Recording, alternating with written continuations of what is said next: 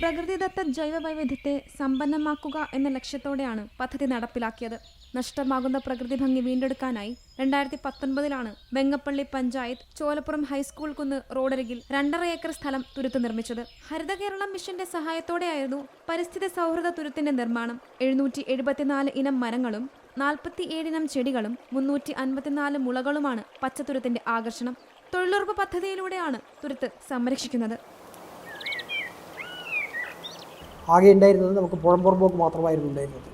അവിടെ കുറച്ച് മുളകളൊക്കെ നട്ട് ആ മുളകൾ കാലവർഷത്തെ അതിജീവിക്കുക എന്നുള്ളത് അന്നത്തെ കാലഘട്ടത്തിൽ നമുക്കറിയില്ലായിരുന്നു. പക്ഷേ പിന്നീട് വന്ന എല്ലാ പ്രളയങ്ങളെയും അതിജീവിച്ചുകൊണ്ട് വളരെ മനോഹരമായി ഒരു തുരുത്തായി അത് മാറുകയും നമ്മുടെ സംസ്ഥാനത്തിൻ്റെ വിവിധ ഭാഗങ്ങളിൽ നിന്ന് പലരും വന്ന് അത് നിരീക്ഷിക്കുകയും സന്ദർശിക്കുകയും അതുപോലെ തന്നെ ഹരിത കേരള മിഷനും അതുപോലെ തന്നെ നമ്മുടെ സ്വാമിനാഥൻ ഫൗണ്ടേഷനും ഉൾപ്പെടെയുള്ള സന്നദ്ധ സംഘടനകളും ഉൾപ്പെടെ വന്ന് അതിനെ പരിപോഷിക്കുന്ന രീതിയുണ്ടായി.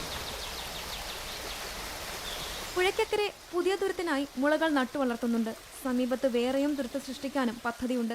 വേനലവധിക്കാലത്ത് നിരവധി ആളുകളാണ് ഇവിടെ സന്ദർശിക്കാനെത്തിയത്.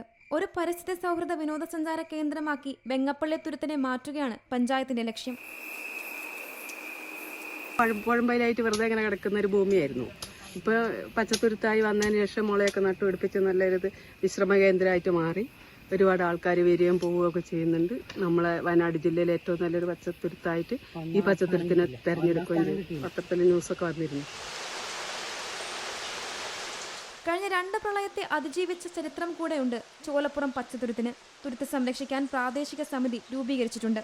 അനുദിനം മരുപ്പച്ചപ്പായി മാറുന്ന നാട്ടുഗ്രാമാന്തരങ്ങളിൽ ഈ നാട്ടുപച്ചപ്പ് പ്രതീക്ഷയുടെ കുളിര് പകരുകയാണ്. Zee Malayalam news, Wayanad. പുതിയ വാർത്തകളും വിശേഷങ്ങളും ഇനി വിരൽ തുമ്പിൽ. എല്ലാ ഡിജിറ്റൽ പ്ലാറ്റ്ഫോമുകളിലും ഇപ്പോൾ സീ മലയാളം ന്യൂസ് ലഭ്യം.